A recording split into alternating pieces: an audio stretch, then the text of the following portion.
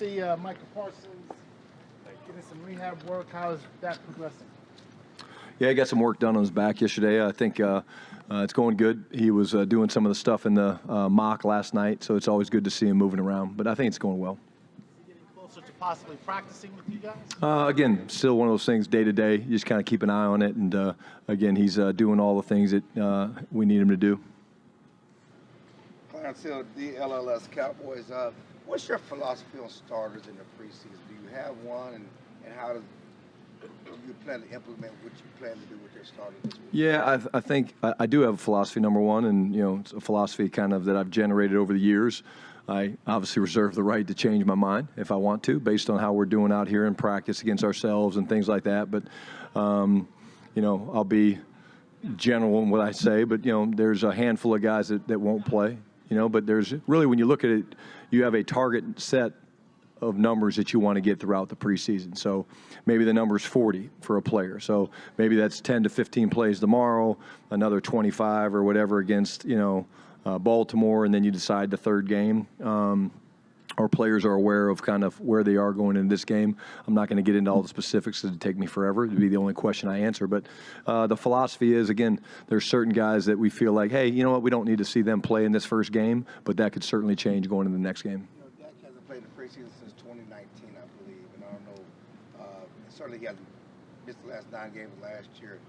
Is the Rams practice and stuff you do, teamwork here, enough to get him ready for the Eagles? I think so. Yeah, I think we're getting some great work, and the Rams thing was great for us just because when you look at it, Clarence, it's like the pass rush was different. It was intense. We had a great practice yesterday, very physical, which you guys know from being out here. I was really proud of that. But Dak's a guy that at the end of the day, he's seen a lot of football. He's played a lot of football. I will step back and laugh for a second. So my old man, he had a philosophy that in the preseason, everybody plays. So story goes, 4th preseason game, LaDainian Tomlinson, MVP of the league. Hey, LT's playing. And the coaches are like, are you sure? He goes, oh, yeah, he's playing. So then he went to Cameron. He goes, here's the deal. Call a pass where he's free releasing. And then he goes to Drew Brees and says, whatever you do, do not throw the ball to 21. So he ran a swing route I'll never forget it. He ran a swing route to our bench. Okay, Drew threw the ball somewhere else, and LT just kept running over to the sideline, took his helmet off, and sat down. But he played. So I'm like, that's another way to do it, But I always remember thinking, interesting. So everybody plays, but it was like under no circumstance you throw the ball to that guy. Because I think, it's just, these guys that know how to play the game, they know how to play the game. One quick question. Numbers at running back. Certainly, can you give us an update on Blue, Deuce? I mean, it seemed like you're going to be challenged on Saturday. Yeah, again, I'll get some more information when I go in there. We're a little bit challenged. We got some good backup plans organized. We got some athletes that you guys might see toting the rock a little bit, and we'll do some fun things with those guys. Hey, we might have to just go all 5 wides and getting empty and sling it around a little bit. I mean, that's old football. Back, I used to do that, on Thanksgiving weekend with my family, just getting empty and spread it out. Again, I'll get more information about the injury guys. But we're a little thin at that spot, but that opens up opportunities for other guys. And again, you guys know I'm big into cross training, and hopefully we stay pretty healthy in this game. Brian Schottenheimer of the ESPN. Cooper Rush was a reliable backup for years here up behind Dak. Joe's untested. How important are these preseason games for him to, not only for himself, but for you guys to have complete faith that he can do it if needed? Yeah, well, I think we have faith in Joe already. I think that's the first thing I would say, Todd. But it's incredibly important. You're talking about a guy that hasn't played a whole lot of football, not just in the National Football League, in college. I mean, some of these guys coming out of college, they've got 5-6 years worth of starts, and every rep that Joe gets is critical. So he'll play a ton of football, and he's going to do some great things. He's going to make some mistakes. That's part of preseason football. Shit, I'll make some mistakes. Being a first-time head coach, and that's why we do preseason. And but the reps are important for him just because every chance he gets to stand back there and have to, what I say, drive the car, which is the move the offense and things like that, he's learning. And he's learning on the run. And I think he's as excited as anybody to go out there and compete. And then with Revel, where is he in his recovery, return, rehab? Yeah, I think, again, I had a little swelling, what was it, a week, 10 days ago, but I think, he's doing really good now. And again, I'm not going to put a timeline on him, but I think he's back to where we kind of want him to be. And the thing that's been fun for me, and I think DA talked about this the other day, is kind of watching, how Trayvon's really been kind of leaning into Von and kind of helping him. And even in all the things that we do, he's a guy that really understands that, okay, I'm not getting the physical reps, but there's things that I can be learning and I can be watching and I can be mirroring. That's what you call it, you mirror. I stand behind a guy that's taking the live reps and things like that, and he's really bought into that. So, quick story, Joe Horn, obviously great receiver, played for us in Kansas City. He was a guy that was the first guy I ever saw do it. And so he would literally stand about 15 yards behind the offensive play. And so if the receiver, J.J. Bird and Derek Alexander, whoever was running the route, he'd be like 15 yards. He'd go in motion, like behind everything. And he was just stacking reps because Joe was more of a rep learner. And I'm not saying Von's that. I'm just saying the next thing you know, Joe takes off. He goes to New Orleans. He gets a huge contract. He becomes a Pro Bowl receiver. So the power of mental reps, I think, doesn't go unnoticed on me because I've seen guys like Joe Horn maximize those and turn those into really, career-defining changes. Like we saw Milton do a little bit of that early in camp. He does. Yeah, Joe does that at times as well. Yep. John Machado with The Athletic. Coach Shimko was telling us the other day about how, when you're Dak and you're going into year 10, there's really not much in defense can throw at you haven't seen before. But with Joe, he still needs to see all these different things. But he said, like, if he doesn't see something, if maybe doesn't hit on it, when he sees it again, he's been right on it. How have you kind of seen him grow from those perspectives? Number one, Joe loves to be coached. He's really very competitive. You see, no one has more fun at practice than Joe, and it's not just the backflips. It's just he loves competing, and when he makes a big throw, he'll have his swag walk going and things like that. He just loves it. He loves to be out there. But I would totally agree with what Shimmy said. I mean, I think there's things that he hasn't seen and he might miss. And there's some blitz looks from the scrimmage the other day that kind of caught him off guard that, he was like, oh. But then when he sees him on video, he's like, oh, okay, that makes sense. Remember, this is all brand new for him. This is a protection system that's been in place for the most part for the past, 3 years. And Joe's one of the new guys with it. And I think, what's going to be really good for us is just watching him throughout the preseason, adjust to different blitz looks and that we see from, the Rams and Baltimore and Atlanta. But he does. He grasps things really well. And when you watch him, if you could see him in the film room or making the notes and talking about it, I mean, he is dialed in. Like, his eyes do not – I don't think he blinks.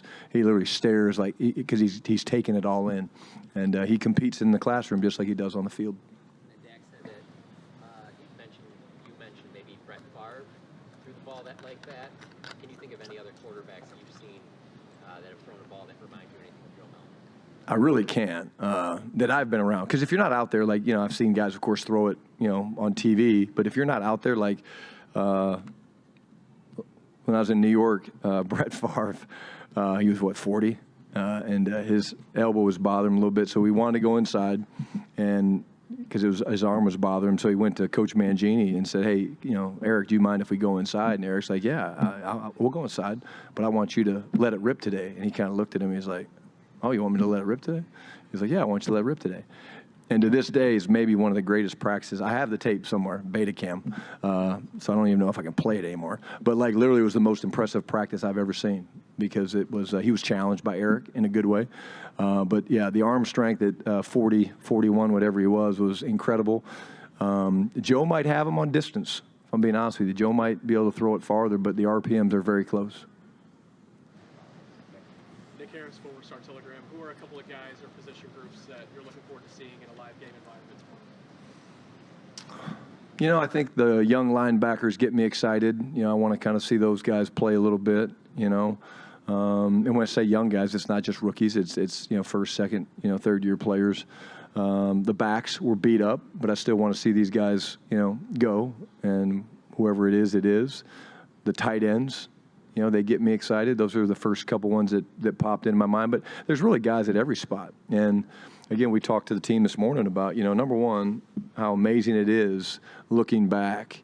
And I think it was like first day of the phase 2 when we could practice. It was like 70 days before the first real game. And so today the countdown tracker was set to 1 because we actually play a live football game tomorrow. And so there's going to be some, really great film and learning opportunities and maximize the opportunity. And we talked about that. Like, you're getting evaluated on everything you do, how you come off the field in terms of and make the adjustments, and how dialed in you are when you're talking to the coaches and we're making adjustments. So there's guys at every spot that, again, we will be, excited to see how they respond, not just to the environment, but to the overall flow of a game. We've seen Elijah Clark get some burn with the one. Zion Childress had a good play with the one yesterday. When a guy comes in undrafted, how can they earn the trust so fast to be put in those situations? Do right. Just do right longer. I mean, that's what we talk about all the time. The standard's the standard, and both those guys have done a great job of, picking up the things, and they spend extra time in the meetings. They ask great questions when you're sitting in the defensive meetings and you're listening to the guys, and the DB meetings. Like, both Zion and Elijah ask great questions. Zion actually just beat Crop in a basketball competition this morning, so he's probably on cloud 9 right now because he beat Crop on a buzzer beater. But to me, it's when guys come in, you just know, like, this, they get it. Like, this is a business, and I want to make the Dallas freaking Cowboys. And to do that, man, I gotta do something special, and that's work my ass off and don't take any days off and ask questions and compete so hard in everything I do. And those are two guys that have done that, along with many, many, many others. Tom Yards, DallasCowboys.com. Dak was talking about yesterday how he's seen Joe grow with his internal time clock and getting the ball out. Where have you seen Joe take those steps in the mental, getting the ball out part? What are you going to need to see the next 3 or so weeks that'll show you that he's on track to keep progressing? I think Dak's dead on, and Joe knows that. Joe's the ultimate competitor. Joe's a 6'5", 235, 38-pound guy. So the competitive nature in him is to stand back there and rip, piss missiles at people. And literally in walkthrough, our guys are like, dude, please stop. Like, stop. It's a walkthrough. And he'll throw some fastballs. But the last 2 days, I would say, has been his 2 best days of understanding the time clock. And the way we kind of do it, is we tie it to their feet. So the best quarterbacks in the world, they listen to their feet because their feet tell them when to eliminate your progressions and when to get to your outlet or when you actually have to take off and run. So you literally talk about listening to your feet. And when I say that, I'm talking about, okay, if my first hitch tells me I've got a little bit of time, that second hitch happens, you're like, okay, I got to do something now because I've used up my time clocks going. And the last 2 days, I would say he's been much, much better. It'll be interesting to see when the bullets are flying live tomorrow, how he does. How hard is it for young quarterbacks to get that down? Is that something that you've seen kind of stretch and vary between different guys over the years? I'm a huge footwork guy, so I think, Tommy, when you talk about it, it's like that is the hardest thing to figure out because, and that's what I hate about 7-on-7. Because 7-on-7, there's no time clock. Like, you can still do it, but you don't feel it. Like, shoot, I'll say this about Dak. The last 2 practices, yesterday's practice, I thought he did an incredible job of finding the check down. But, like, whether you go back to the young quarterbacks I've been around, Sam Bradford, Drew Brees, Phillip Rivers, Andrew wasn't young when I had him, but, like, there's a learning curve. And that I think that's what takes them so much time is when to eliminate a progression. Because when you have a progression, I'm going from right to left, I'm starting with Garrett and I'm working all the way over here to Calvin. It's like sometimes you lock in on those things, but there is a time clock that you have to feel and instinctively take over, and it takes a little while. Joe Hoyt, Dallas Morning News. This might be a little bit of a reach, and you kind of talked about it a little bit, but in the evaluation period during these games when you're trying to learn about these guys, do you curate maybe challenges for certain guys that you want to see how they respond to certain elements, maybe putting them in a position in play where I want to see how he handles this? Yeah, I think, absolutely. The answer is yes. It doesn't always happen. Like, you have a plan sometimes to go in, and, we don't control who they play. There's matchups that you'd like to see again, like even watching the film where you'd be like, man, I wish we could get a chance to see this matchup again. And but like I said before, when you're calling the offensive plays, of course, you're looking in the huddle, and you're saying, okay, hey, I want to get the ball to Joe, so I'm going to call a play. I know what position you're playing. You're playing X, Z, F, Y, H, whatever it is. Okay, so I'm going to call this play because I want to try to get you a ball. Doesn't always happen that way. On defense, there's things that you can do where we want to evaluate guys with blitzes and things like that. Although, like I said, the 7-iron will be out, and we'll be playing, downwind a little bit, but that's going to be fine because it's going to come down to us having to execute. And I think that we will execute better in this game than we did in the scrimmage. You mentioned when you're talking about Pete that you kept notebooks of things that, hey, I'm going to write this down. I kind of like this, or I didn't like this throughout your coaching career. You still have those notebooks? I do. Where do you keep them? In my office in the top left-hand drawer. How many? Don't go in there. Cable will tackle you guys if you try to go in there. Yeah. How many do I have? They're little. They're not very big. I'd say probably 12 to 15-ish, and they're kind of sorted by year, and I go back through them and read them quite often and highlight things, and it's interesting to see how I've changed, some of my things that I've changed. And I probably started that around 2016 or 17, actually, when I left Georgia and came back to the NFL. Is when I really started kind of doing it, and so that's kind of where it started. And in the old days, I used to have like just the yellow folders, and I still have those. My wife actually thinks I'm an absolute, pack rat, like I'm a hoarder, because one thing football coaches we all do is you like, oh, honey, I need that playbook from 1996. Like, you never know when I'm going to want to look back at that thing, because, man, we had a really good year back in whatever. You never look at it. And now, of course, I'm not the most techie guy, but all these things are on jump drives and things like that. But it's fun to go back and look at those things and to challenge yourself and be like, man, do you really still believe that? Because you did back then. And sometimes it's yes, and sometimes it's, not really. I've changed. Garrett Podell, CBS Sports. Brian, a couple guys got tangled up yesterday, Jake Ferguson in the red zone and Jaden Blue. What are your updates on them and where they're at? Yeah, I think, again, I'll find out more when I go in there, Garrett, but I think, Fergie's doing good. Jaden's still getting some testing done. I don't think it's anything too serious. But, look, I've talked about this with you guys. Like, we're going to practice physical. And I challenged our guys yesterday, and I'll share this with you guys because I'm incredibly proud of it. So I told them, hey, we're going in pads. We need to get our pads down, play with better pad level. We've got to have a physical practice. And in the first 2 periods, if we do it right, which they've always done it right, then I'll take them off and we'll put the soft shells on. And so they were like, okay, cool.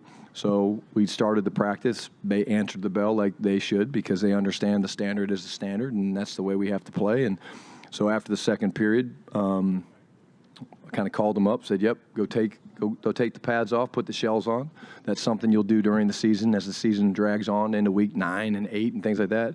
And they're like, no, we want to keep them on. We need this work. And to me, that tells you that they're buying into the fact that we need to be a physical team. And nothing gets you more fired up than that as a coach, because they're embracing the grind. They're embracing the fact this is training camp.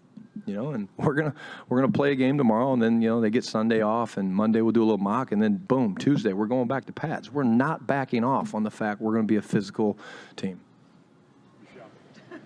Well, that was my question, Coach. Oh, well, good. Michelle Monte, WFA. Dak talked about that. Kenneth Murray talked about that kind of thing. I love pads. I want to be in pads every day. That combined with some of the chippiness we've seen throughout camp, especially at the beginning, what do you make of? What that says about where this team is at, because I don't know that would be their decision maybe in years past. I think that they're competitors, and again, you heard the last response. Like, I was very prepared to take the pads off, and this was actually right after Fergie. Fergie had the thing, and again, things happen, and Fergie and Kenneth talked, K9, and again, those things happen, and it gets addressed, and it never bleeds from there to there. It really doesn't. You're a family, and but again, to me,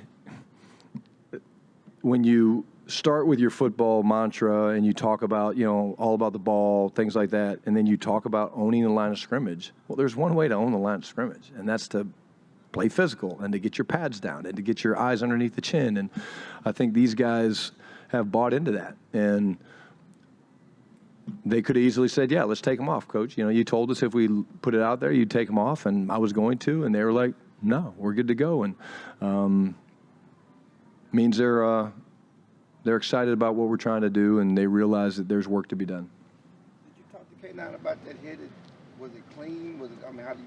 Yeah, I mean, it happened. I mean, again, they talked more than I did. You know, Fergie's fine, but again, those are things you want to avoid. You know, you want to avoid those things. You know, and so those are the things that we talk about. But it wasn't the only one. You know, we had too many guys on the ground yesterday. Again, the physicalness of practice is fine. There was too many guys on the ground. You know, sometimes it was the pass rusher got too close. One time the pass rusher got pushed in the back. One time it was a run through linebacker. Like, those things happen. And again, I'm going to say it again, and you guys can keep quoting me, and it's easy for you to write down, but we want these guys to play on the edge without going over the edge. And part of that is they're learning how to practice and stay up. And we're not there yet where we need to be in terms of keeping guys up and protecting one another from a physical standpoint in those physical practices. But we're getting there. Babe Laufenberg, Cowboys Radio Network, 105.3 FM. It took a while to get all that out, babe. Yeah, don't get this. Yeah. You mad at Tad about that? No, not yeah, Tad. Yeah. You're good, Tad. He's a tag to no run. Wow. So, you know, I always think of the play caller, the quarterback, as kind of the pitcher catcher, baseball catcher flashes aside, pitcher sees just runs. How much has it helped you, being around Dak last year, being in that position, to jump into a play caller, as opposed to getting a new guy, get the feel for him, what he likes, be it a rookie or a veteran guy? Yeah, it's huge. You get it. You understand. You've been that guy. I think it's huge. I think because, you know, Dak and I, number one, we've have incredible trust in one another. We're not going to agree on everything, but the. No, really, both of us, you know. Matter of fact, there was a play yesterday that he didn't like the name of it. And I said, he goes, it's just not hitting my brain. He goes, can we change the name? I said, I'll tell you what, if you throw a touchdown here, I'll let you change it. And then the defense jumped offside, so he didn't run the play. So then he said, what do you want to do? You didn't give me a chance to repeat the play. I said, fine, you can name it. So I guess he won that one. But no, it's important. I think it helps. If you don't have the confidence and the trust in one another as the quarterback and the play caller, you know, to have real conversations leading up to games. Hey, I really don't like this play. Hey, don't call that one early. Or hey, yeah, I'm good. I love that one. Or hey, Shotty, hey, you go, man. Hey, I'm good. You know, we put a concept in yesterday, a little wrinkle, and he was like, dude, I love that. And so it just makes the communication easy because there's already connection, there's already trust, and the X and O part comes pretty easy. Okay. Awesome. Thanks, guys.